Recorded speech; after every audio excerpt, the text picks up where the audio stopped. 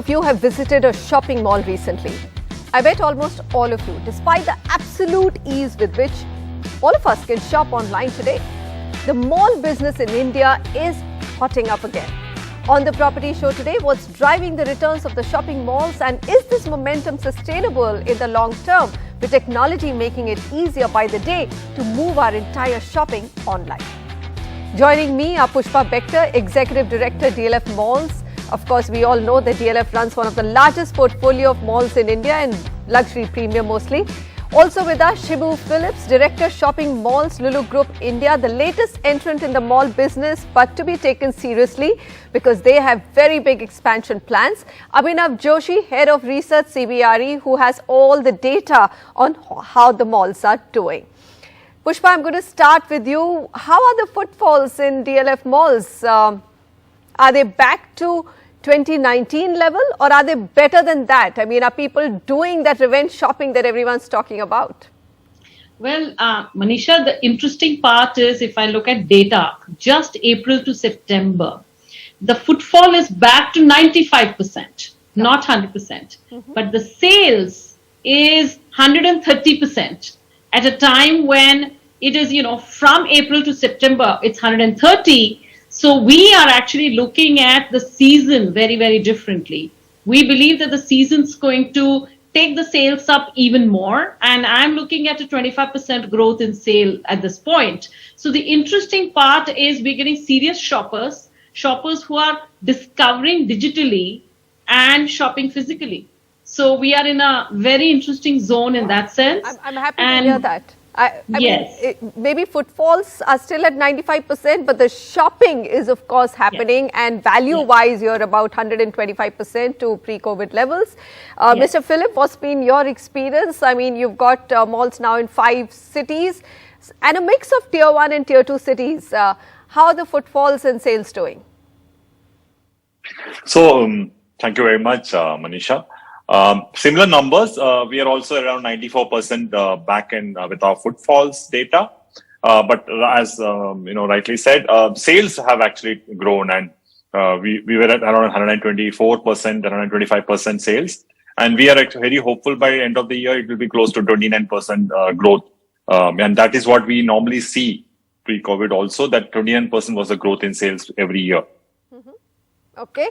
Abhinav, is that what CBRE expected? I mean, you've been tracking retail globally and in India. Is India phenomena very close to what's happening globally, or India being a consumption story is doing better than what maybe developed countries are doing? Can you give us some flavor of that? I think India, along with other markets around the world, are going through the same curve. Where we're seeing the comeback of physical retail. This is something we had not expected, 2 years back when we were sitting in our homes or under lockdown in 2020.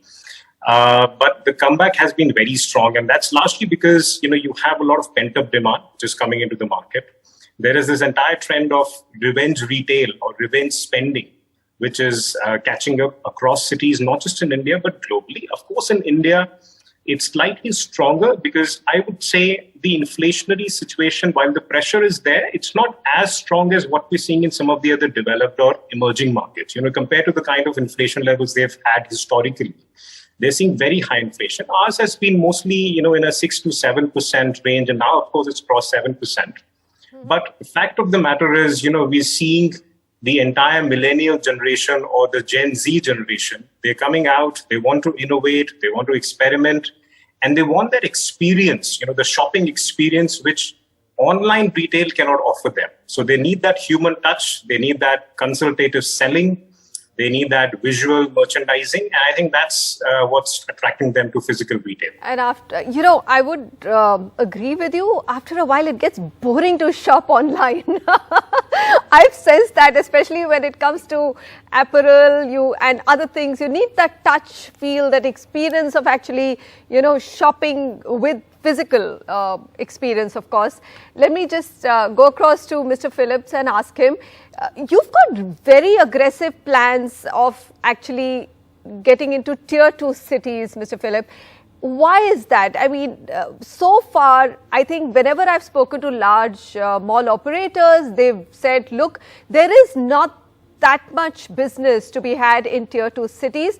Is something changing? Is the demographics changing? Shopping wave changing? Give us the flavor of why tier 2 cities. Yes. So what happened is our first mall was in a tier 2 city, and we currently operate 5 malls at 7.2 million square feet. We're developing 12 of them around 6 billion. Why tier 2 cities? Because 65% of our people who shop online are from these tier 3 and small cities. And data also shows that they are growing. And like rightly said, Gen Z crowd in these markets are as fashionable as any other Gen Z population in anywhere in India. So they are discovering it digitally, and they want to also come and look at the retailers. There is an 8.7% growth in people coming to to retail stores now.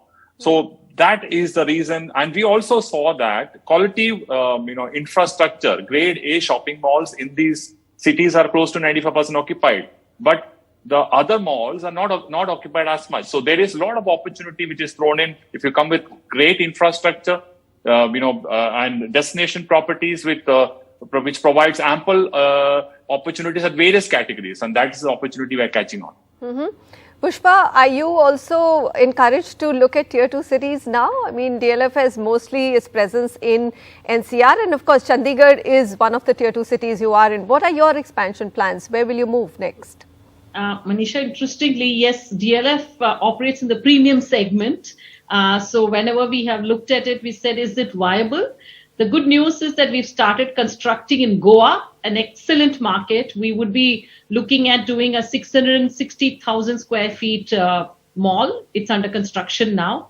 And why Goa is because, as you know, during the pandemic, most people from Delhi, Mumbai, Hyderabad, Bangalore many of them have shifted their homes to Goa. So the target market and the catchment has become very attractive. It's with a high disposable income.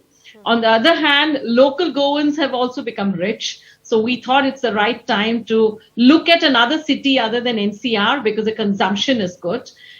Yes, and we do think that, if you're looking at retail in the DLF portfolio, the interesting thing that's also happening is we're expanding in the offices retail segment. So you go to Chennai, there is a hub at Manapakkam that is launched. And there is another one, very interesting retail project in Taramani, which is our downtown project at the Old Madras Road. So what we are also looking at is coming up with amenities and retail spaces around our office properties, which also makes for a very good test case or test market for an ultimate mall in that city. Okay. So but Chennai these are is smaller formats, Pushpa, as of now, what you're doing in Chennai? These would be office amenities. So just 100,000 square feet, focused on what's required from a wellness, from conferencing, from, F&B and amenities retail point of view. Understood. But it gives a very good idea of what's working and what's not. And that will also, help us in growing organically within those cities.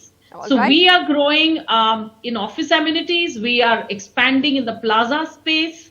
Plazas is another interesting, I would say vertical that we've started, which is around our residential communities. The residential communities like DLF Phase 5 or Capital Greens require an anchor in retail, which is a neighborhood plaza. So we're coming up with Midtown as well as Summit Plaza. Both of them are under construction. And these would be around 350,000 square feet each. But frankly, Manisha, the way I look at it is it's our answer to online retailing. If you have an interesting spot to just, wear your joggers or shorts and just walk up to the next space and touch and feel, you would prefer to do that instead of just going onto your laptop and, Googling what's the next. It's such an interesting concept. I'll come back to you, Pushpa, but you've just opened a Pandora's box on how to take on online shopping. Mr. Philip is going in tier 2 cities saying everyone there is shopping. So why not malls? And you're saying let's just take the retail space right next door to offices and homes in smaller formats and get people to come there and forget about, or at least, compete full force with online. Abhinav, what do you think? What do you make of this changing nature of the market overall in India? Do you think these are formats which are likely to work? I'm sure you're going to say yes. You can't say no if Pushpa's on air with you. No, I totally agree. I think these formats will be a big success because we need to understand that India overall is a very under-penetrated market, when it comes to organized physical retail. Right. If let's say, compare ourselves to, let's say, a Chinese city like a Beijing or a Shanghai, there you have a retail space of, excess of 100 million square feet in each city. If you look at our 7 cities, all put together, they're not even 100 million. So all 7 cities in India are not equivalent to one Chinese city. So there is a fair amount of demand out there. Our retail density, in cities like Delhi and Mumbai for organized retail will be less than a square foot per person, against the government prescribed norm of at least 9 to 10 square foot per person.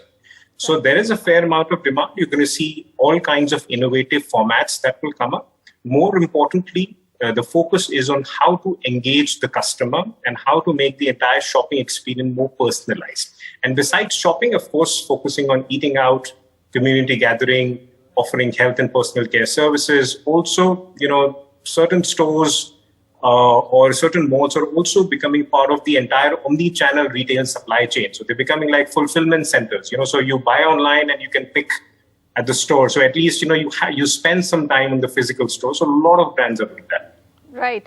Mr. Philip, any interesting insights that you can throw in terms of who are the large occupiers in Lulu malls? And do you think, the MNSs, of course, probably would want to enter tier 2 cities. Would a Zara enter a tier 2 city? I mean, what's been your experience with that, the premium fashion segments? Or do you believe that the tenant mix or the brands that are going to be in tier 2 will be very different from the ones which will land in your tier 1 malls?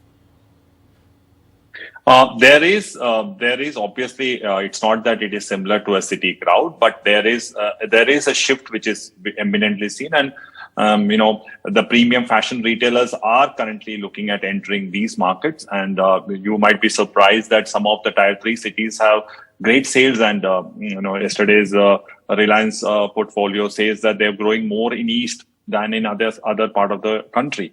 So, so we have the premium retailers who are actually taking most of our space, but obviously predominantly led by the Decathlons, the Uniqlos and, all the Reliance retail formats. And a lot of brands from, because there is a growth happening with respect to the ethnic wear segment. A lot of brands from the Delhi ethnic wear market, Frontieras, Greenways, all are coming and taking space in our Lucknow malls. We can see a lot of regional brands, and that is what some opportunity which we can operate. That there are a lot of regional strength available in all these types of cities, and they are the people who are coming into our malls, and they have this opportunity also to kind of get into cities. The big cities, because this is the formal way they come in. So right. the organized retail is very. We are a very large country, and there are so many, geography specific large brands who would probably be very happy to look at the mall space. Unfortunately, I'm running out of time, but I have to touch the REIT question, and that one I will just toss to Abhinav because I'm sure the others would like to stay away from it. Abhinav, we are hearing, and there is no confirmation of it, that Blackstone might come out with the first REIT with some of the Indian partners like Panchsheel. My question to you is that retail REIT gives individual investors an opportunity to own a little bit of the shopping malls, which they can't individually. But if I see how US retail REITs have done, they've not particularly done anything exciting. I don't know what the yields have been, but they've been very average performers. Do you think a retail REIT, India is ready for a retail REIT? And that will depend on where do you think if this business is sustainable in momentum? I think India is ready. We've had 3 very successful REITs in office space, retail, and several other sectors, are going to see more REITs for sure. Especially depends upon the portfolio. If it comprises of quality assets, I think it's going to really work out. What you need to note, as far as the US or other developed market REIT performance is concerned, REITs in general have been very subdued in their momentum in the last 2-3 years. And especially in the last 1.5 years, equity markets have been quite volatile. But I was just going through the US retail REIT performance. It's been relatively better compared to performance of office REITs or even industrial REITs. And that's because all the retailers, all the retail developers are doing well. The occupancy levels are upwards of 95%. Rental growth is in positive territory. If you look at their dividend payout, you look at their NOIs, their fund flows or operational performance, it's very healthy. And that's again because of the kind of trend we're seeing in the last 12 months globally. Physical retail is making a huge comeback. So, equity markets have been volatile, but I think we will tide through this volatility. I think the time is right for a retail REIT in India. Okay, I'm going to conclude there, but thank you very much. Such an interesting concept to look at on how retail globally and specifically in India is changing its nature now that you have online shopping to compete with. Thank you, all three of you, for making the time. When we return, we introduce you to Landy.com, a tech platform that allows you to search for property, titles and ownerships, a much required concept in India. Stay with us.